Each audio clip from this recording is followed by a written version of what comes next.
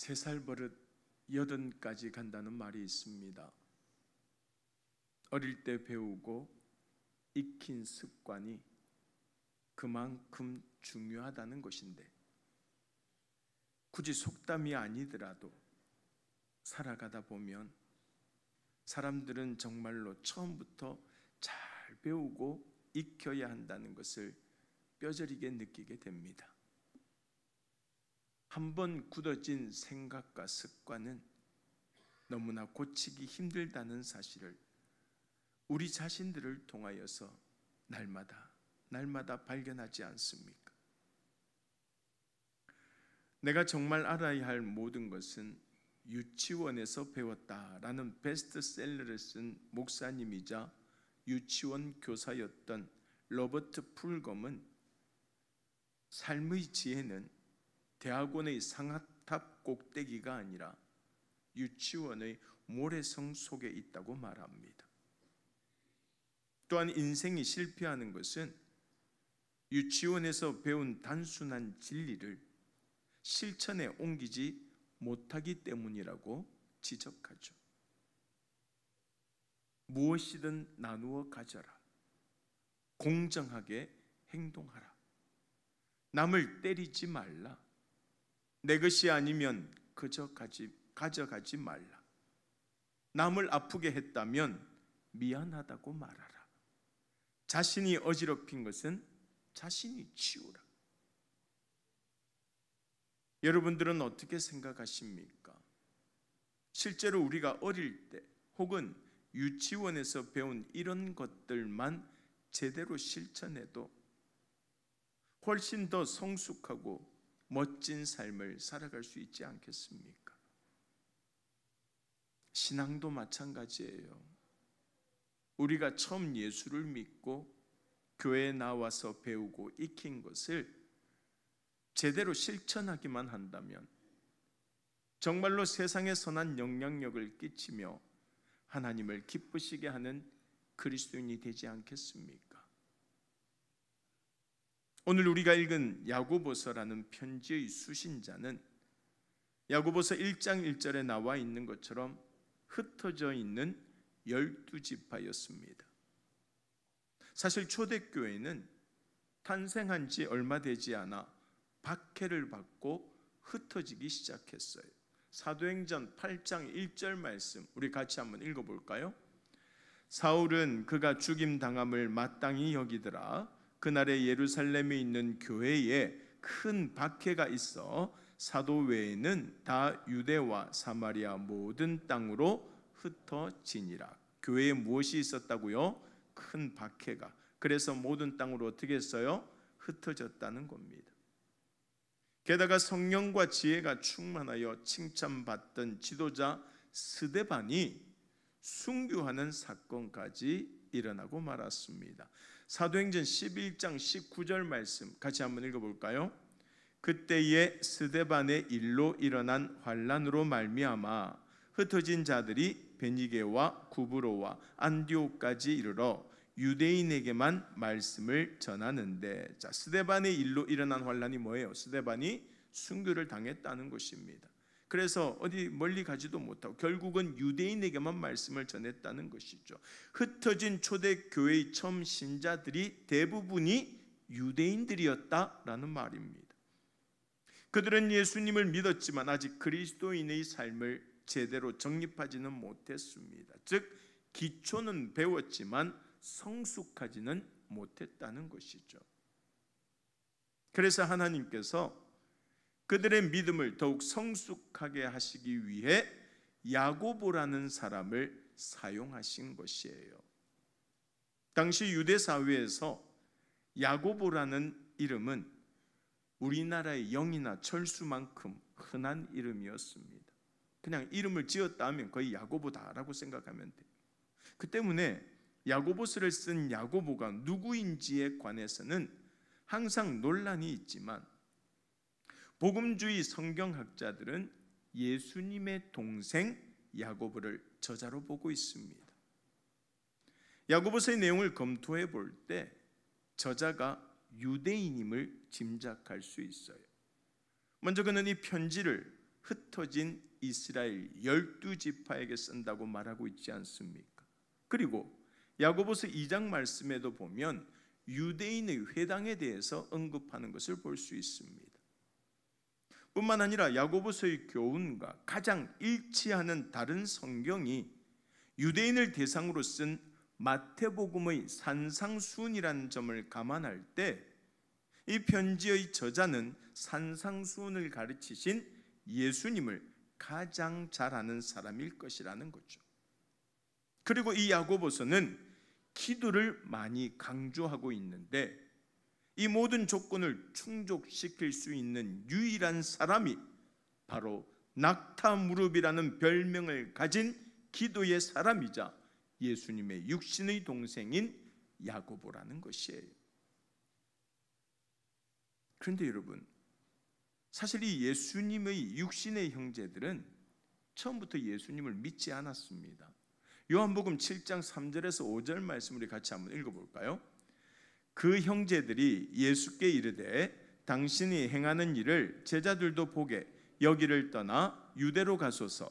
스스로 나타나기를 구하면서 묻혀서 일하는 사람이 없나니 이 일을 행하려 하거든 자신을 세상에 나타내소서 하니 이는 그 형제들까지도 예수를 믿지 아니함일러라. 예수의 형제들도 예수를 믿지 않았다는 것입니다. 그런데 야고보가 어떻게 예수님을 믿게 되었을까? 부활하신 주님을 만났기 때문이에요. 고린도전서에 보면 부활하신 주님께서 야고보에게 보이셨다고 기록하고 있지 않습니까?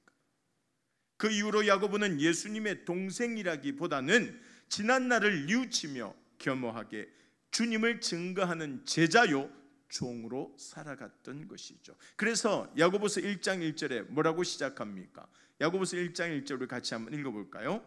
하나님과 주 예수 그리스도의 종 야고보는 흩어져 있는 12지파에게 문안하노라. 만약에 이런 마음의 죄책감이 없었으면 아마 그리스도의 동생 야고보는 이렇게 시작했을 거예요. 야고보가 이 편지를 쓴 것은 당시에 흩어져서 고생하고 있던 성도들을 예수님을 대신하여 위로하고 그들의 믿음이 흔들리지 않고 더욱 성장하고 성숙해 갈 수 있도록 격려하기 위함이었습니다. 그리고 이런 마음을 온전함이라는 단어로 표현하고 있죠. 다시 말해서 야고보는 편지에서 복음 그 자체를 설명하기보다 복음을 받아들인 성도들이 살아가야 할 복음적인 삶, 곧 믿음의 성숙에 대해서 말씀하고 있다는 것이에요. 그렇다면 야고보가 흩어져 있던 그 성도들에게 편지하면서 기대했던 믿음의 온전함은 무엇인가? 첫 번째로 믿음은 시련을 통하여서 온전하게 된다는 것이에요. 믿음은 무엇을 통해서 온전하게 된다고요? 시련을 통하여서. 자, 야고보서 1장 2절 말씀 우리 같이 한번 읽어보겠습니다.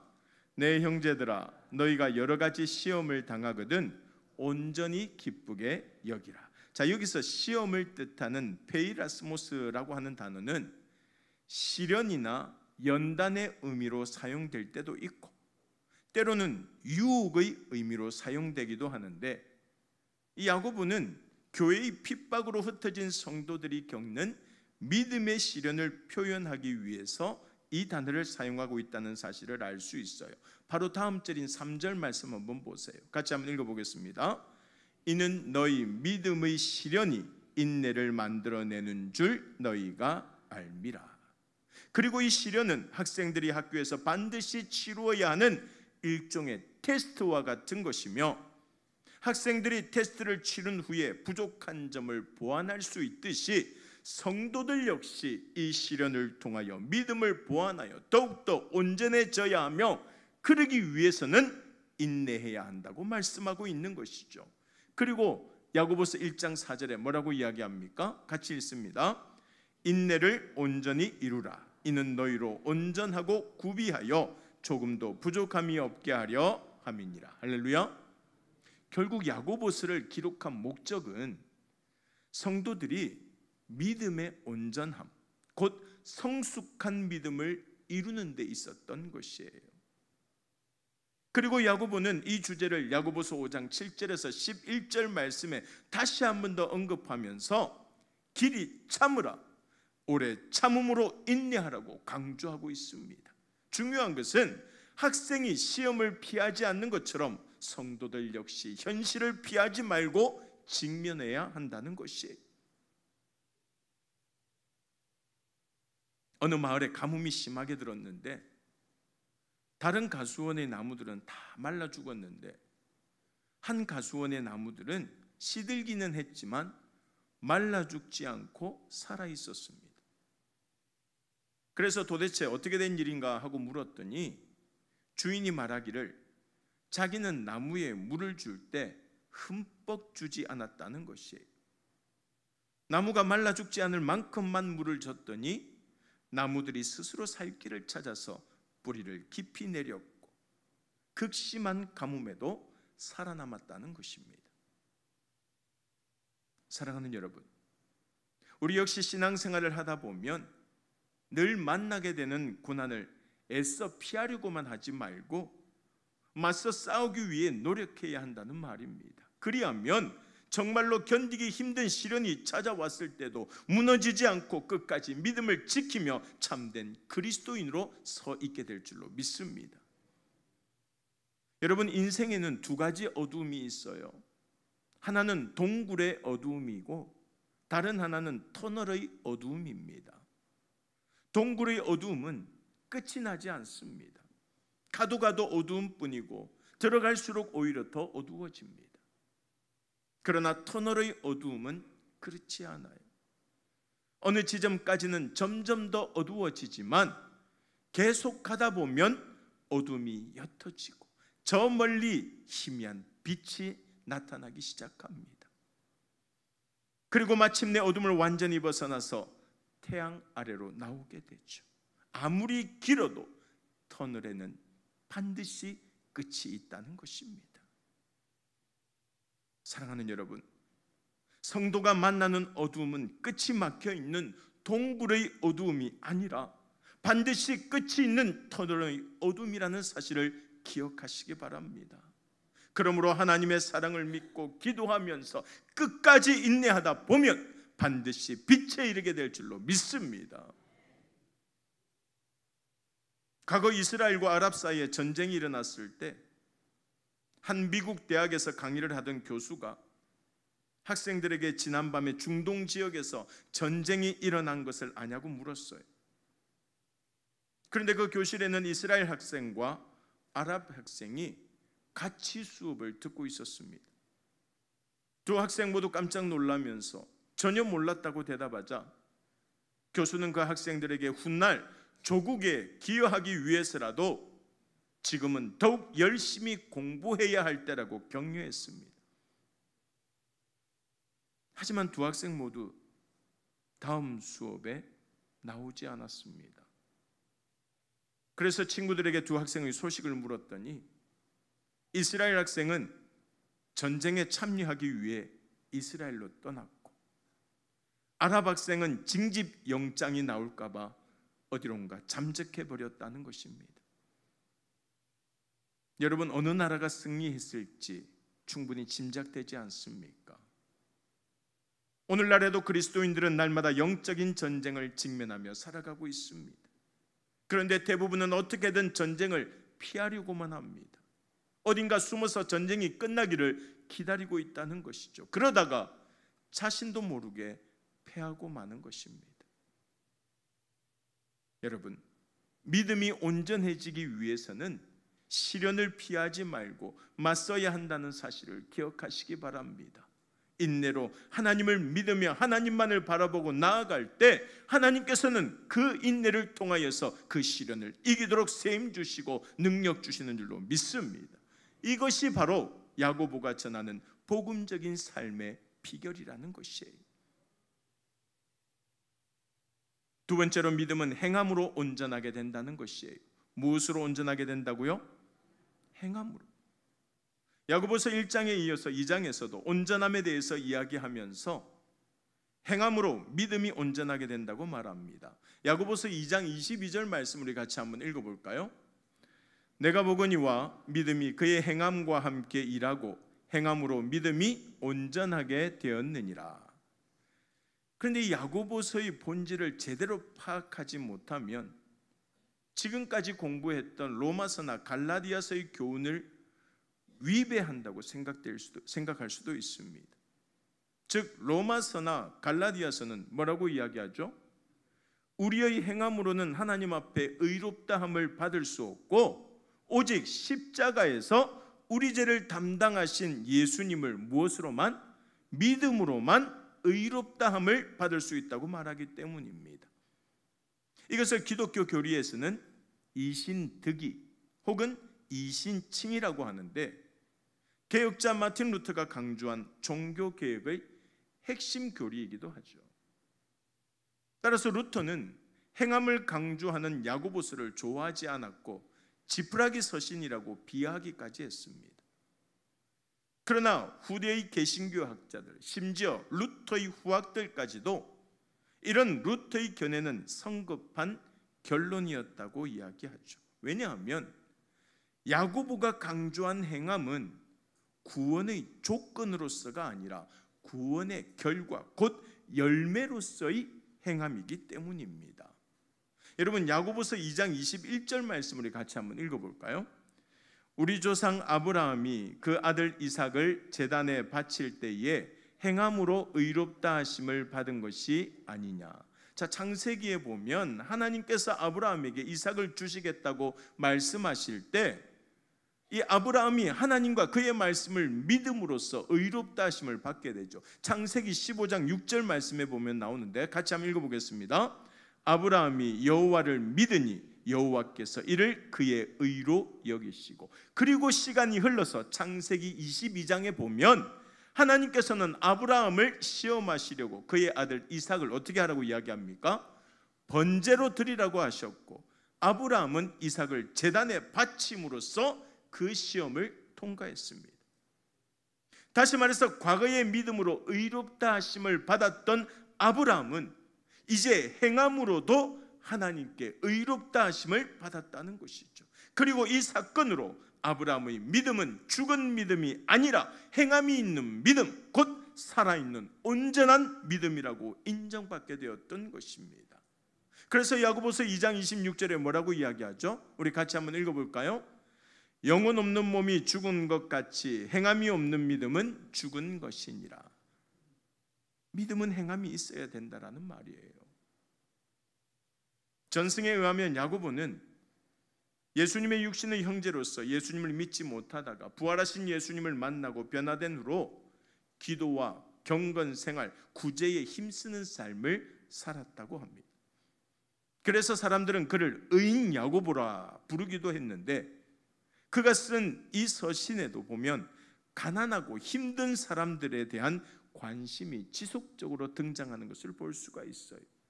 힘들고 어려운 사람들을 도와주라는 거예요. 그게 믿음이고 그게 행함이라는 것입니다. 야고보서 1장 27절 말씀 우리 같이 한번 읽어보겠습니다. 하나님 아버지 앞에서 정결하고 더러움이 없는 경건은 곧 고아와 가부를 그 환난 중에 돌보고 또 자기를 지켜 세속에 물들지 아니하는 그것이니라. 힘들고 어려운 사람들을 도와주는 것이 진정한 믿음이요 행함이라는 것이죠. 그리고 야고보서 5장에서는 가난한 노동자들을 착취하는 부자들에게도 엄중한 경고를 보냅니다. 야고보서 5장 6절 말씀입니다. 너희는 의인을 정죄하고 죽였으나 그는 너희에게 대항하지 아니하였느니라. 뿐만 아니에요. 야고보서 3장 2절 말씀에서도 이렇게 이야기합니다. 우리가 다 실수가 많으니 만일 말에 실수가 없는 자라면 곧 온전한 사람이라 능히 온 몸도 굴레 씌우리라. 말로만 하지 말고 행함이 있어야 된다는 것입니다. 결국 야고보가 부활하신 주님을 만난 후로 죽는 날까지 추구했던 것은 온전한 사람이 되는 것이었어요. 그래서 항상 자신의 말과 행동을 다스리며 하나님의 말씀대로 행하는 성숙한 그리스도인의 삶을 살았던 것입니다. 이런 그를 보고 사람들은 의인 야고보라고 불렀던 것이에요.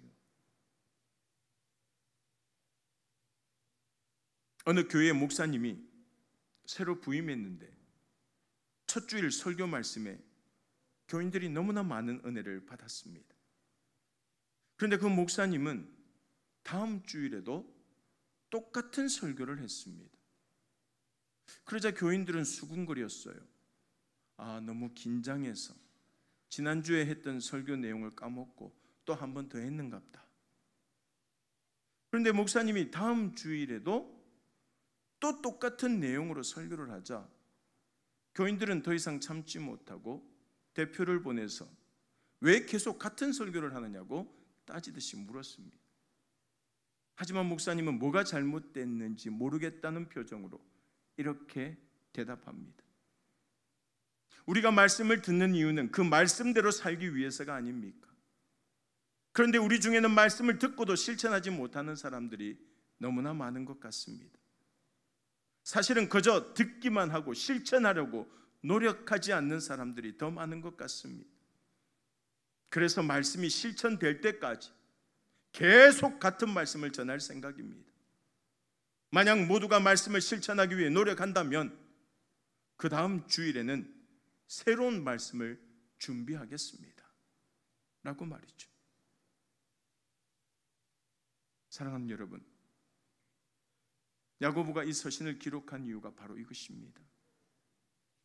비록 많은 성도들이 박해를 받고 흩어져 있지만 자신이 있는 그 자리에서 복음에 합당한 삶을 살아가며 예수 그리스도의 사랑을 나타내고 널리 전하기를 원했던 것이에요. 여러분, 온전한 믿음은 머리로 아는 지식이 아니에요. 야고보서 2장 19절 말씀에 보면 귀신들도 지식은 있습니다. 하나님이 한 분이심을 믿고 떤다고 했지 않습니까? 결국 행함은 없고 지식만 있는 믿음은 헛되다라는 말이에요. 생각해 보세요. 맛있게 차려진 음식을 눈으로 보는 것과 그 음식을 먹는 것은 완전히 다른 것이에요. 직접 먹지 않으면 그 음식은 우리 몸에 아무런 영향을 끼치지 못하기 때문입니다. 마찬가지로 우리가 말씀을 들었다면 행해야죠. 행하도록 노력해야죠. 그래야만 믿음의 열매를 맺을 수 있지 않겠습니까? 믿음은 결코 말로만 표현되지 않습니다. 여러분, 하나님께서도 우리를 말로만 사랑하지 않으셨잖아요. 죄 없는 아들을 이 땅에 보내셔서 친히 십자가에 달려 물과 피를 다 쏟게 하시는 희생으로 우리를 향한 사랑을 나타내셨지 않습니까? 그러므로 이제 우리도 주님을 향한 믿음을 행함으로 온전히 나타낼 수 있기를 간절히 소망합니다.